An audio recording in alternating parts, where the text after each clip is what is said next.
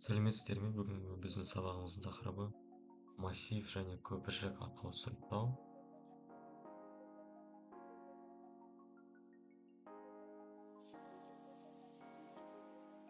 Сабағымызды бастайық, иә. Бізде ең алдымен сұрақ массив дегеніміз не? Массив дегеніміз ол бірнеше элементтерден тұратын реттелген деректер жиыны болып табылады, иә, Python тілінде. Яғни оған мысал, бізде Python тілінде мысал берілген. А айнымалысына 5, 2, 8, 1, 3 сандар жиынын енгіздік. Және бұл жерде бізде массивте 5 элемент бар. Және әр элементтің индексі болады, және индексі 0-ден басталады дейді, иә. Және бізде 5 деген санның индексі 0 болып табылады, яғни ары қарай 0, 1, 2 деп ары қарай кете береді екен.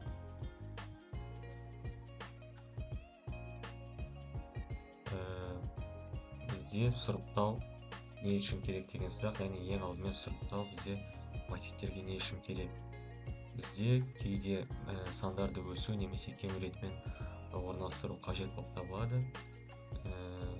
Сол кезде бізде сұрыптаудың бірнеше түрлері бізге қажет болады екен.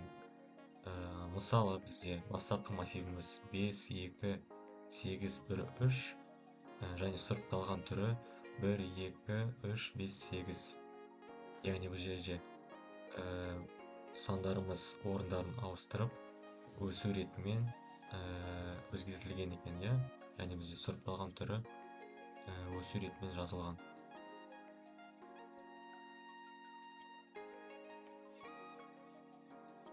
Және осы сұрыптаулардың бүгінгі біздің бір түріне өтсек, ол бізде bubble sort, яғни көпіршік арқылы сұрыптау. Bubble sort дегеніміз көрші элементтерді бір-бірімен салыстырып, қажет болса орындарын ауыстыру арқылы жұмыс істейтін бізде сұрыптаудың түрі болып табылады bubble sort. Енді осы bubble sortқа мысал ретінде қарастыратын болсақ, бізде мысал бастапқы массивіміз 5, 3, 8, 4, 2 ретте берілген екен. Және оны біз bubble сортқа салсақ, бізде бірінші қадамымыз 5 және 3 сандарын орындарымен ауыстырамыз. Өйткені бізде 5 3-тен үлкен болып табылады, иә. Сондықтан біз олардың сәйкесінше орындарын ауыстырады екенбіз. Және бізде келесі қадамымыз енді келесі сандарды салыстырамыз. 5 8-ден үлкен бе деп сұраймыз. 5 бізде 8-ден үлкен емес, сондықтан біз екінші қадамымызда ештеңе істемейміз, яғни ауыстырмаймыз. Келесі үшінші қадамымыз 8 бен 4-ті салыстырамыз. Бұл жерде біз орындармен ауыстырамыз, себебі 8 4-тен үлкен болып табылады. Және төртінші қадам бізде 8 бен 2-ні салыстырады екенбіз. Бұл жерде тағы да орындармен ауыстырамыз, өйткені бізде 8 2-ден үлкен. Және бізде қазіргі массивіміз осылай, бізде өзгертілген түрі осындай болып табылады, яғни 3, 5, 4, 2, 8, иә. Бұл жерде бізде әлі толық сұрыпталған емес. Келесі қадамдарға көшейік. Яғни бізде қазіргі бірінші айналымнан кейін бізде массивіміздің түрі осындай екен, 3, 5, 4, 2, 8. Ал бастапқы массивіміз осындай болды. Міне қарап тұрсаңыздар.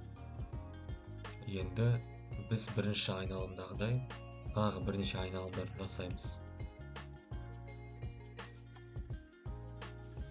Яғни бізде тағы да салыстырамыз сандарды, 3, 5 мысалы. Ары қарай 3, 4 солай кете беріп, айналымдарды қайта жасай береміз. Біздің массивіміз толық сұрыпталмағанша. Яғни міне тағы да орындарын ауыстырдық. Бізде уже 4 ортасында тұр екен, біздің массивіміздің. Міне мысалы бізде үшінші айналымызда 3 пен 2-ні орындармен ауыстырдық, міне қарап тұрсаңыз. 2 мен 3 енді бізде массивімізде 2 бастайды екен, ең басында. Және бізде соңғы айналымыз 5-ші 2, 3, 4, 5, 8 деп аяқталған болатын. Біздің толық сұрыпталған массивіміз, яғни толық аяқталған өсу ретімен жазылған біздің массивіміз. Міне қарап тұрсаңыздар, бірінші бастапқыда қандай болды массивіміз, және ең соңында барлық айналымдардан кейінгі біздің сұрыпталған массивіміз. Енді жаңағы массивті біз Python тілінде қалай реализациясын жасаймыз, яғни алгоритм реализациясы. Python тілінде ең алдымен біз жаңа функция құрамыз, кез келген атаумен, мысалы bubble sort, және осы функцияның ішінде біз барлық массивтерден өтеміз, яғни барлығын қарастырамыз, және соңғы a элемент орындарында тұрғандықтан біз оларды тексермеуге болады бізге. Және осының ішінде біз тексереміз, егер ағымдағы элемент келесі элементтен үлкен болса, біз элементтердің орындарын ауыстырамыз, яғни swap функциясын орындайды екенбіз. Бұл жерде Python тілінде жазылған. Және ең соңында біз өзіміздің массивімізді қайтарамыз.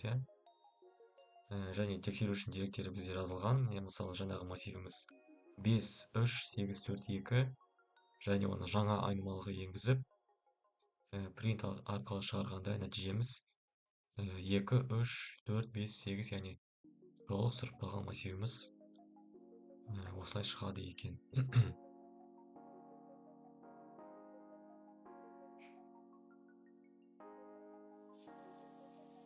Барлықтарыңызға назарларыңызға рахмет.